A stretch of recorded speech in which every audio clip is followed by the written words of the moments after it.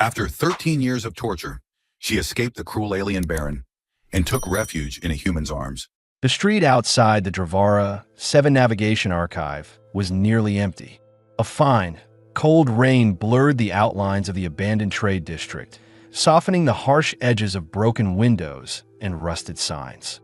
The air smelled faintly of oil from a nearby repair bay that had been closed for years, but still leaked its stench into the drains. Corinthale stepped out from the reinforced door, locking it twice. Once with the building key, once with the heavy padlock the department had provided when break-ins became common. He had stayed late, as usual. Cataloging old planetary survey maps suited him. He liked the quiet and the predictability. Born on one of the inner colonies, he had moved to Dravara 5 years ago when the Planetary Registry hired him to oversee chart restoration in an archive most people had forgotten existed. He wasn't here for ambition.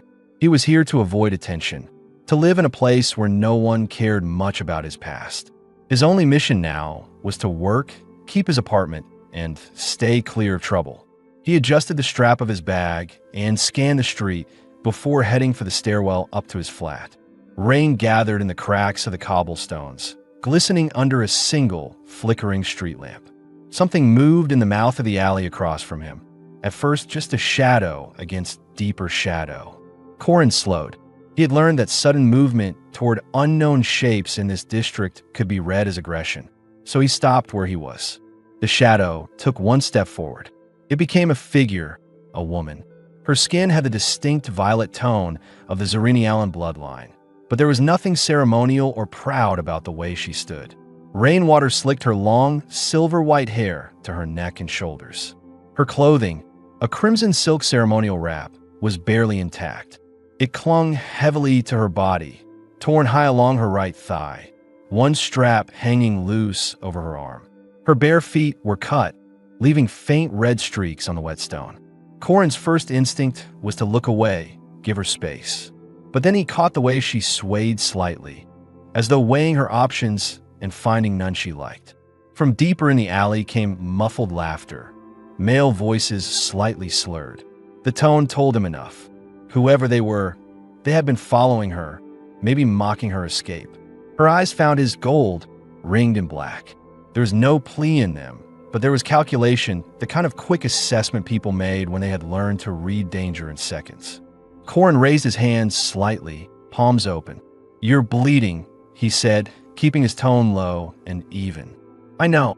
Her voice was steady but rough, as if it hadn't been used much. "I'll stand here until they leave." "They'll follow you out," he replied. "Come upstairs." She shook her head. "No, I know what doors cost." "I don't charge," he said, "and I don't collect." For a few seconds, she didn't move. Rain pattered harder, and the voices behind her shifted, getting closer. She turned slightly toward the open street, then back toward the alley, weighing her options. Finally, she stepped forward and reached for the coat he had unbuttoned. When her fingers brushed his, she tensed, not from fear, he guessed, but because human touch was unfamiliar now. She slipped her arms into the coat and pulled it closed with both hands, shoulders squared as though daring him to say something. They climbed the stairwell. She never touched the railing, and by the third flight, she had to pause, bracing herself against the wall. He waited without comment. He had seen enough in his life to know that forcing help on someone often drove them the other way. Corin unlocked his door. The small apartment beyond was simple. Shelves of rolled star maps, a work table with an aging lamp, a bed pushed under the wall, a narrow cooking area.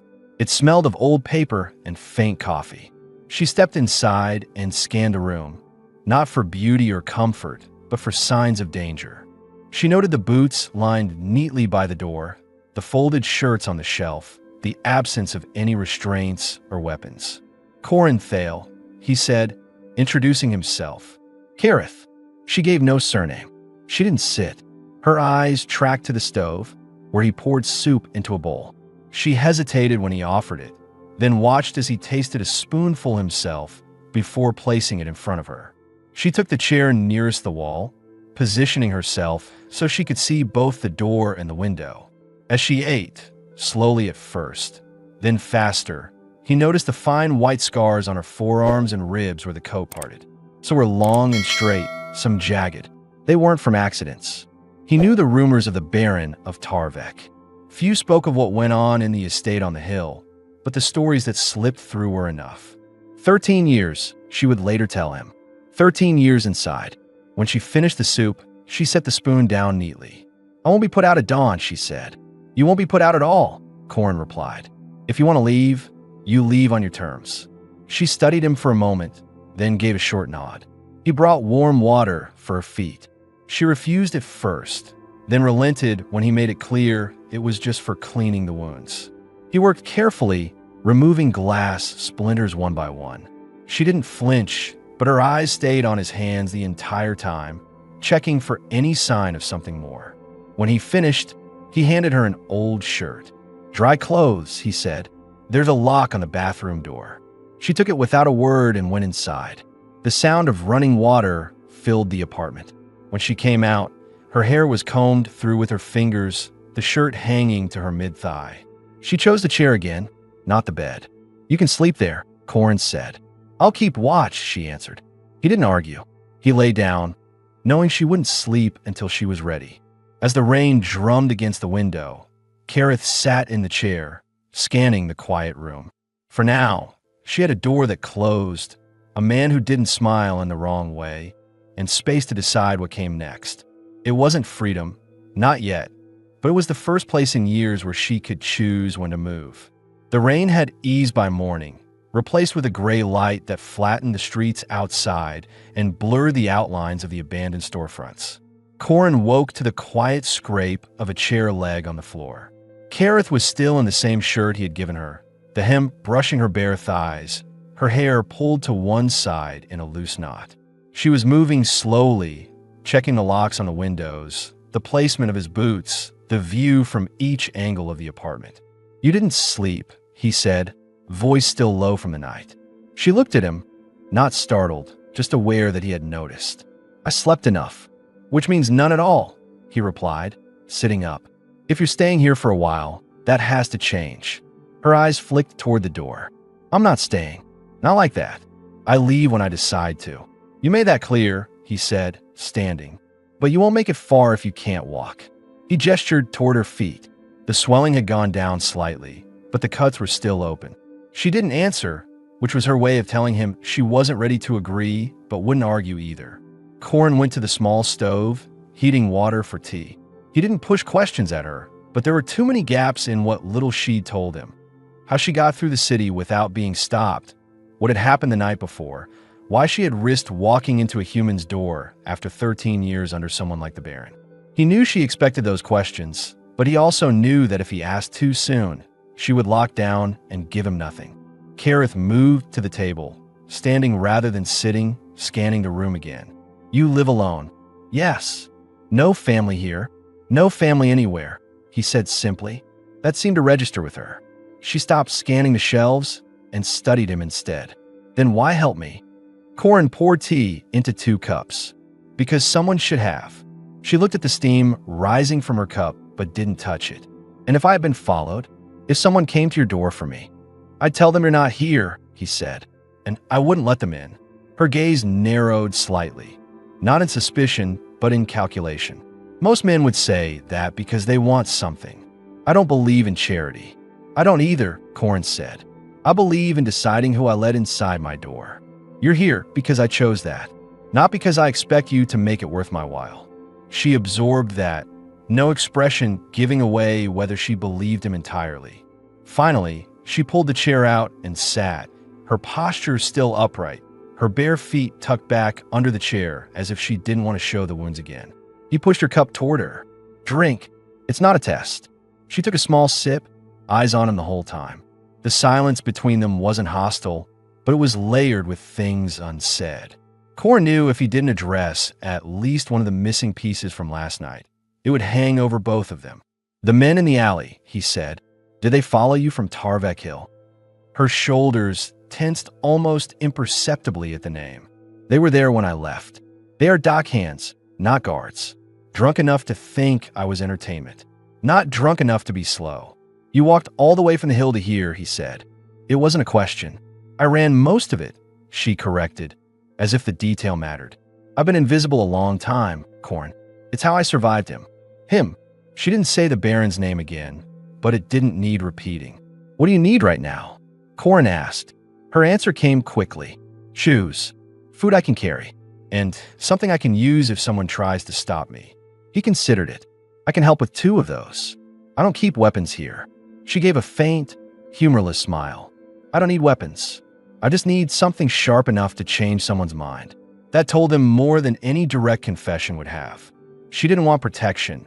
She wanted control over what happened to her next. Corin finished his tea, set the cup down, and reached into the cabinet. He pulled out an old pair of sturdy work shoes, worn but intact. These will do until you can choose your own. She looked at them, then at him. You keep these for guests. I keep these because sometimes I work in places with glass on the floor, he said. She pulled them closer, but didn't put them on yet. I will try them after I wash. He stepped back, giving her space. In the brief quiet that followed, she studied the shelves of maps. You work with charts, she said again, but this time as if she were linking the skill to something in her mind. You spend your time restoring what's been damaged. That's the job, he said. People think jobs like that are boring, she said. They don't see that you learn where every place begins and ends. He gave a small nod. And sometimes you see the places that aren't supposed to exist. She didn't comment, but the line of her mouth shifted slightly, like she understood the weight behind the words. Corin left it there. He didn't ask her why she had survived when others hadn't.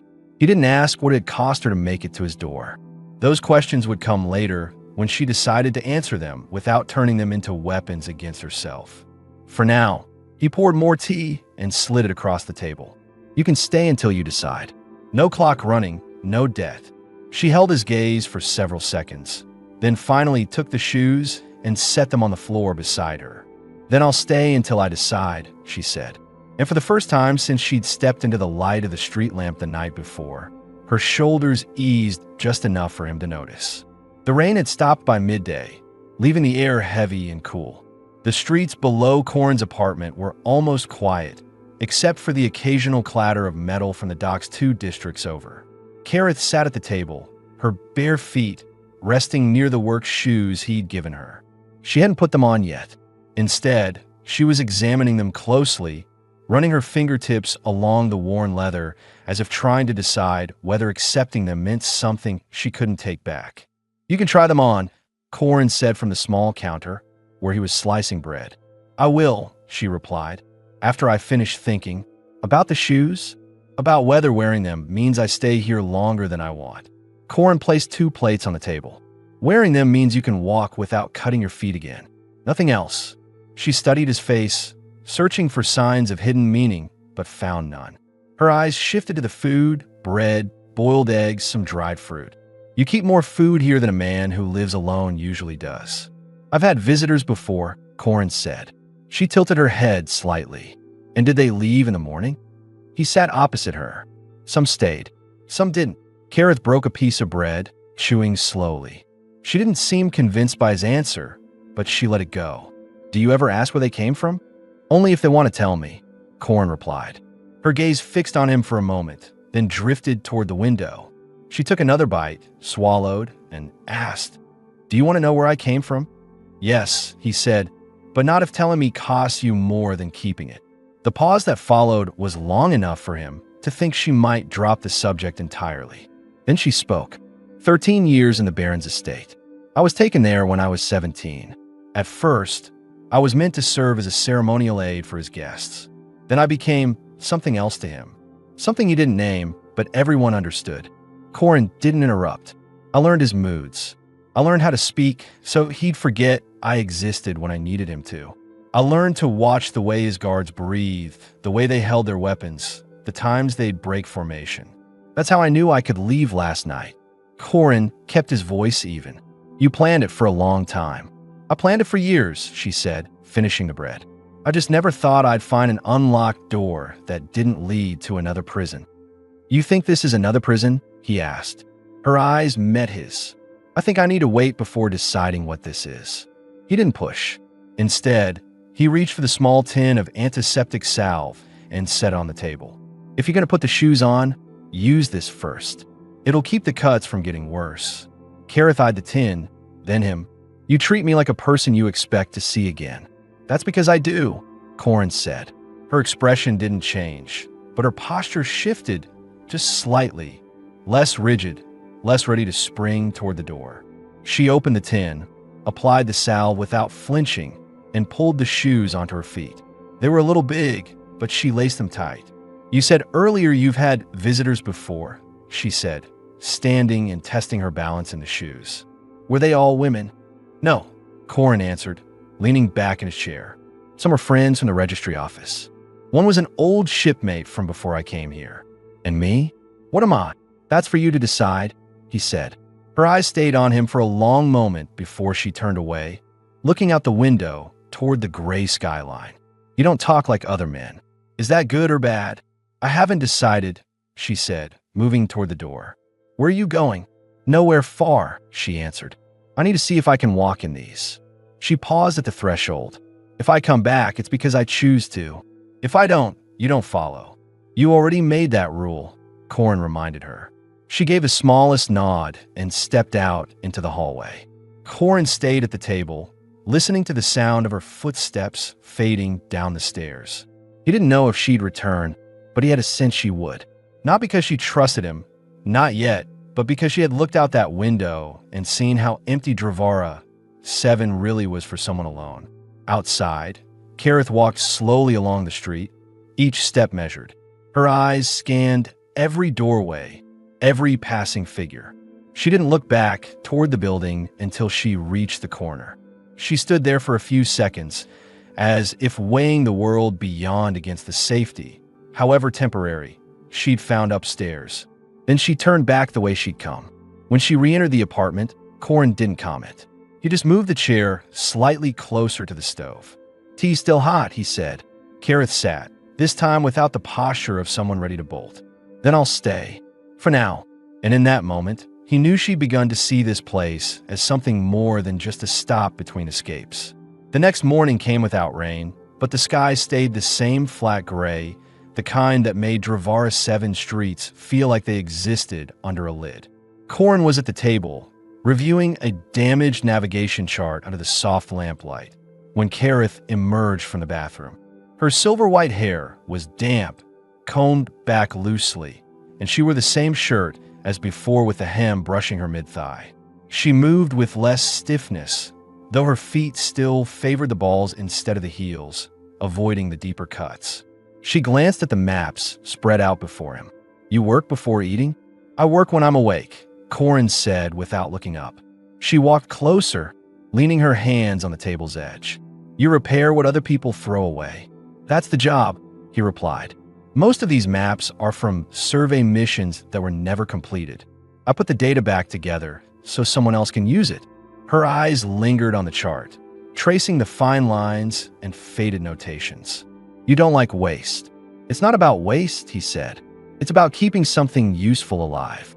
She considered that, then shifted her attention to the stove. Do you always keep food in your apartment? Or did you bring it in after I arrived?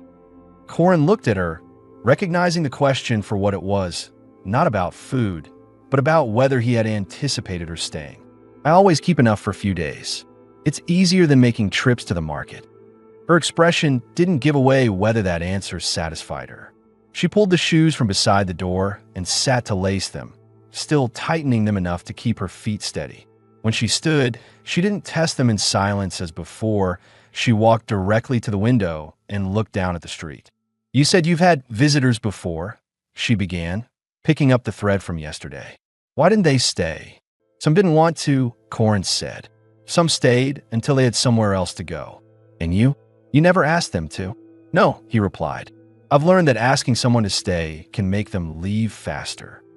She turned from the window, leaning against the frame with her arms crossed. You think that applies to me? I think you'll decide for yourself, he said evenly. Kareth studied him for a long moment, then walked back to the table and Saturday. Yesterday, you didn't ask how I got out of the Baron's estate. This morning, you didn't ask where I went when I left here. Don't you want to know? I do, Corin admitted. But I want you to tell me when it's your choice, not because I keep asking until you break. A faint shift crossed her face. Not quite surprise, but something close. Most people can't stand not knowing. I've worked with maps my whole life, he said. Some gaps don't get filled until they're supposed to. Forcing them early ruins the whole picture. She didn't answer right away, instead pulling one of the eggs from the plate and peeling it slowly. The Baron didn't lose people often. The few who tried to run were brought back worse than before. But I knew he was gone 2 days ago, off-world for business. That meant the guards were fewer, and the ones who stayed weren't as sharp. I waited until their shift changed, and the cameras on the north wall cycled. She set the shell aside. I walked out. No alarms. No chase. They'll realize I'm gone, but not yet. You think they'll come looking? They'll decide whether I'm worth the trouble, she said flatly. Most likely, they'll let me vanish. Corin understood the weight in her tone. Letting her vanish was just another way of saying she was disposable. Did you see anyone on the way here? He asked. Enough to know I didn't belong in the open. I kept to the service alleys. She met his eyes. I stopped at your door because you didn't look like someone waiting for a fight. That's rare here. He leaned back in his chair.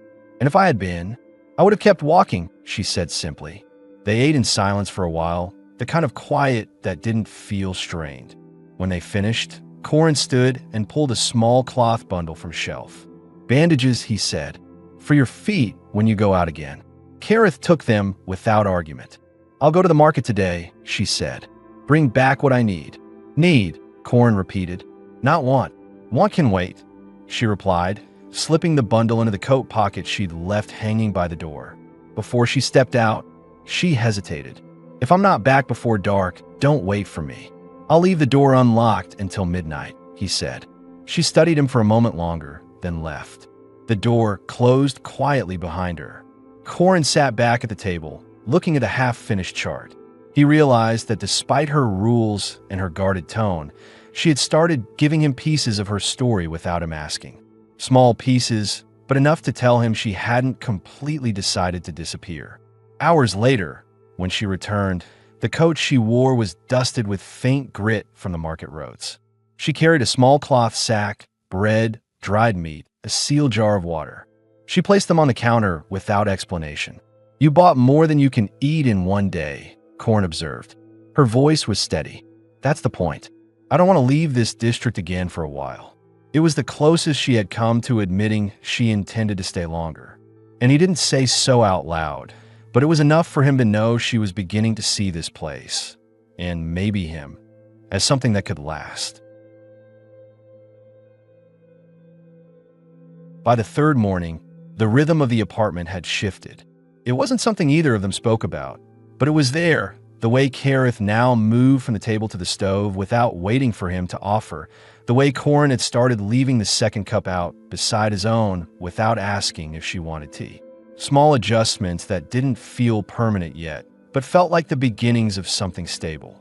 She was at the counter when he came out of the bathroom, sleeves rolled up, cutting bread with a steady hand. You have better knives than the market stalls, she said without looking back at him. They're older, he replied. Kept sharp because I use them. Her gaze flicked toward him, brief but measuring. You keep everything sharp. He didn't answer, and she didn't press. She finished slicing, set the pieces on a plate, and pushed it toward him. They ate in silence for a while, the quiet broken only by the hum of the stove. It was Kareth who eventually spoke. You said before that you had no family anywhere. What? Corin didn't pause over his food. They're gone. Work accident. I was off-world when it happened. She studied his face. And you didn't go back? There was nothing to go back to, he said. That seemed to settle something in her mind. She leaned back slightly. Then you know what it's like to have nothing except what you can carry. I do, he said. Kareth's eyes drifted toward the shelf of maps. You've never left Dravara. 7 since you came here? Not once, he answered. Too many places are worse. Her mouth tightened faintly, but she didn't disagree. Instead, she stood and crossed to the shelf, running her fingers along the rolled charts. How many of these are yours? None, he said. They all belong to the registry. I just repair them. She turned back toward him. You repair what's broken, but you never keep it. The observation was sharp enough to make him pause. That's the job, he repeated. Kareth let it go, returning to her chair. She rested her chin in her hand. eyes on him. When I left the Baron's estate, I didn't know where I'd go. I only knew I had to be somewhere he wouldn't think to look. I thought maybe another city, maybe another planet. Then I saw your building and decided to stop. I still don't know why. Maybe you didn't need to know why yet, Corin said.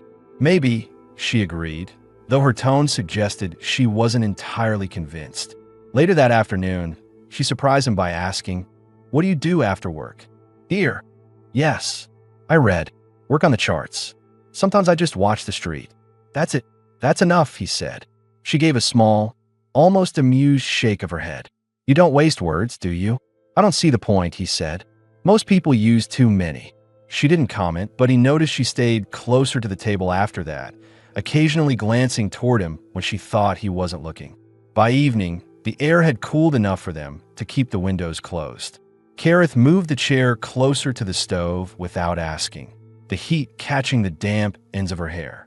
Corin worked at the table, copying coordinates, but his focus kept slipping to the sound of her shifting in the chair. "You're quiet tonight," he said eventually. "I'm thinking," she replied. "About leaving?" She hesitated. "About staying. And what that means." He looked at her, but she kept her eyes on the stove. "You can stay as long as you want," he said. "And if I want longer than you expect?" "Then it's longer than I expect," he said simply. She turned toward him finally, studying his face for any sign of hesitation.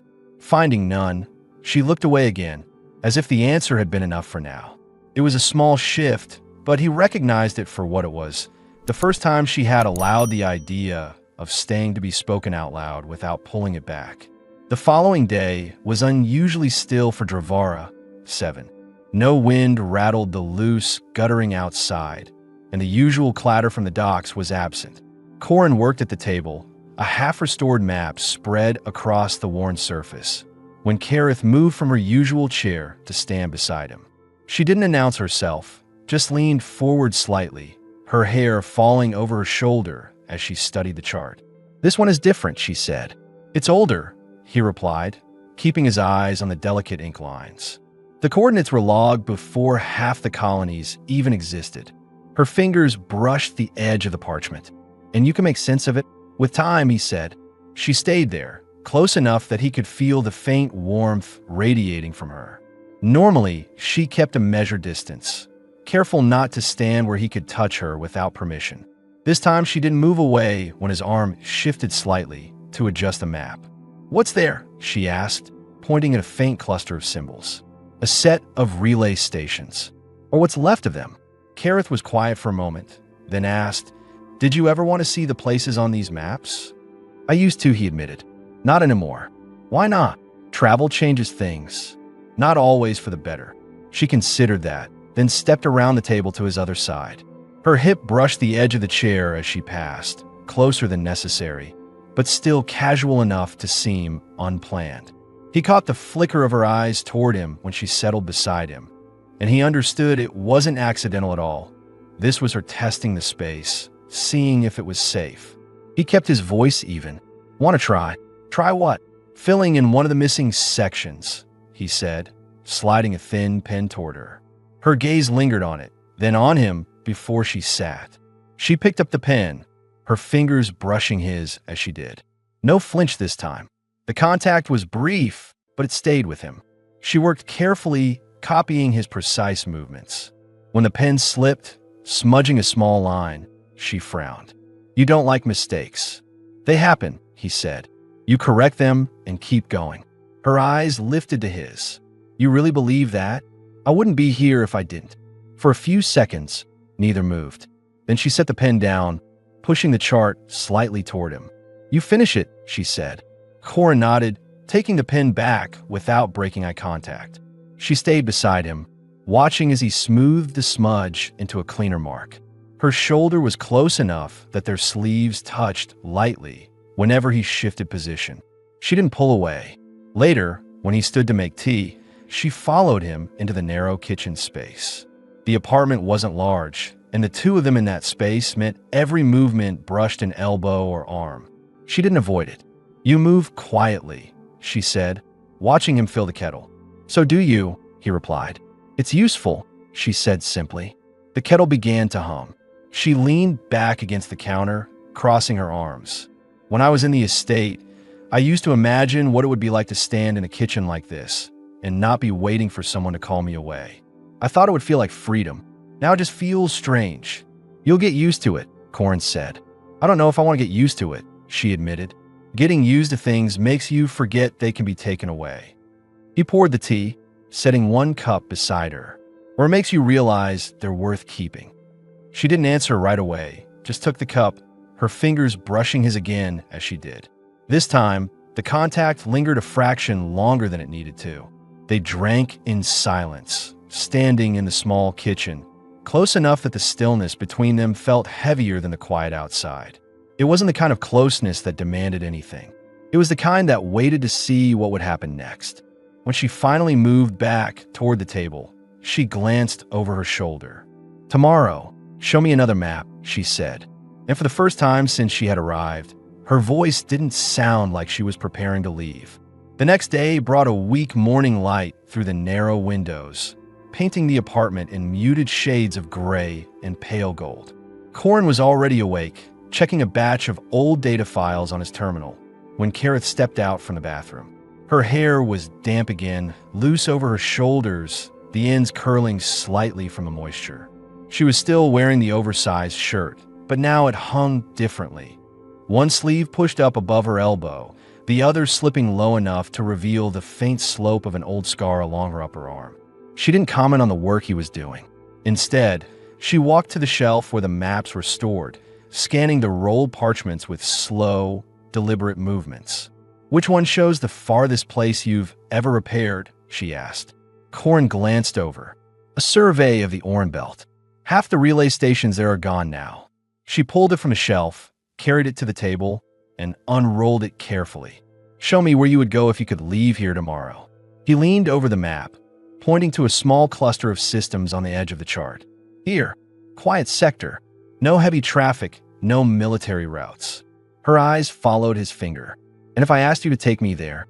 "I'd ask why," he said. Kareth's gaze stayed on the map.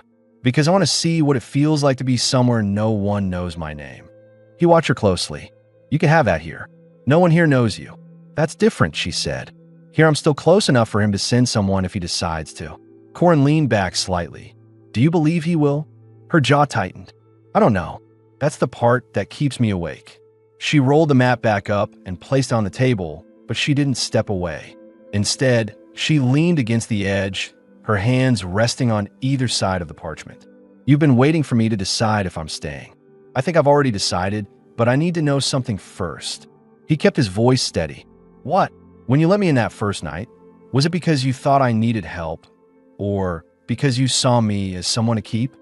Corin didn't hesitate. "It was because I didn't want to see you collapse in the street while I stood behind a locked door. That's it. Whether you stayed or left was always going to be your choice." She searched his face for a long time, as if looking for cracks in the answer.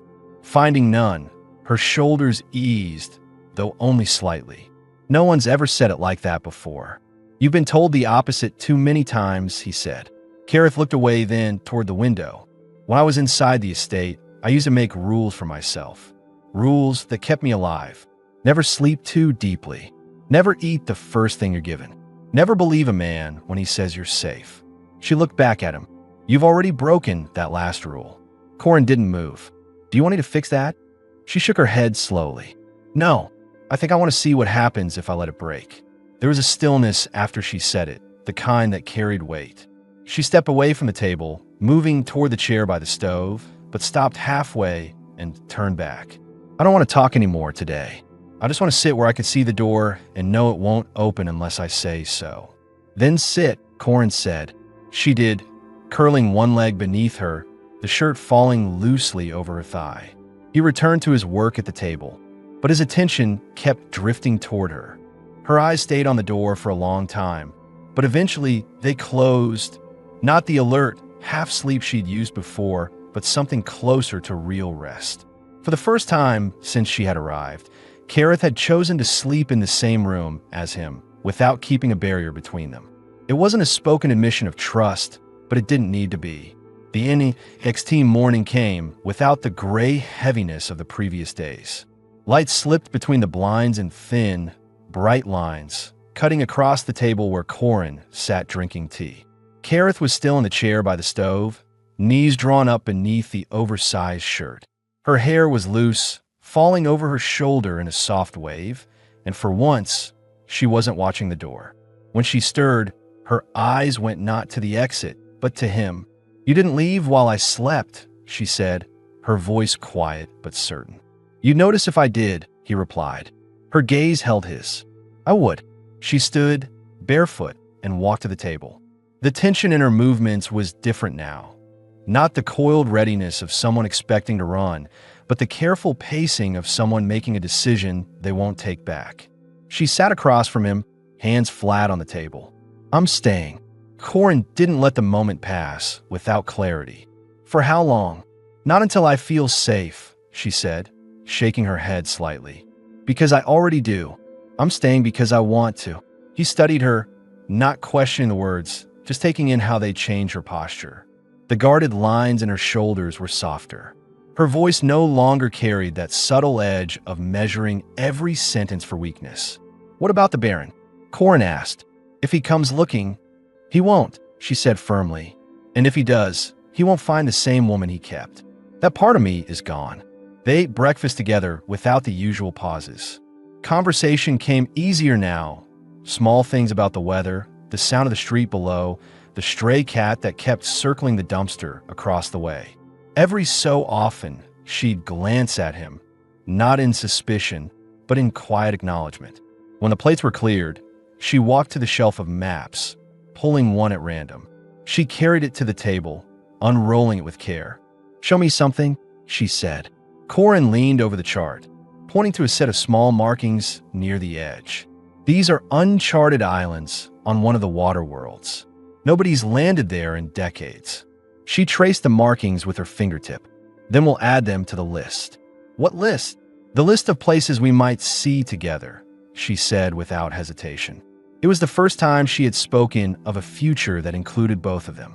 He didn't answer right away. Instead, he folded the map carefully and set it aside. "All right, we'll make a list." That evening, the air cooled early, and he lit the small heater near the stove.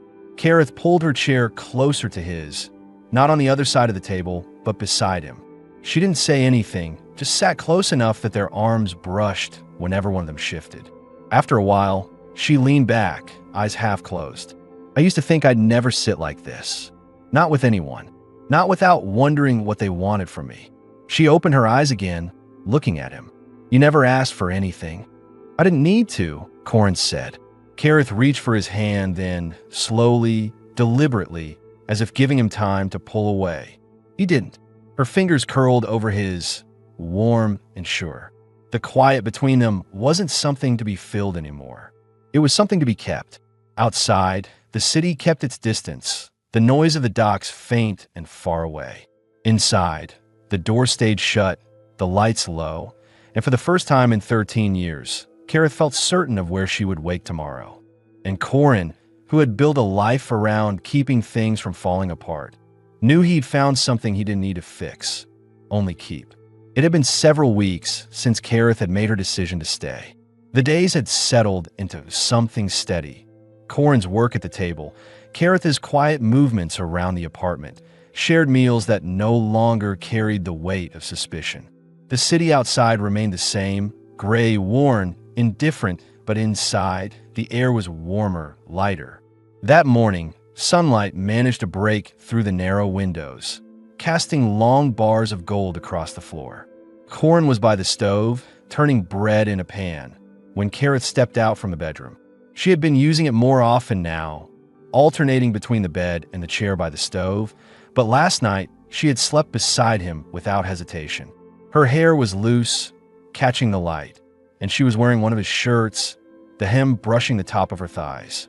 "You're up early," she said, her voice softer than usual.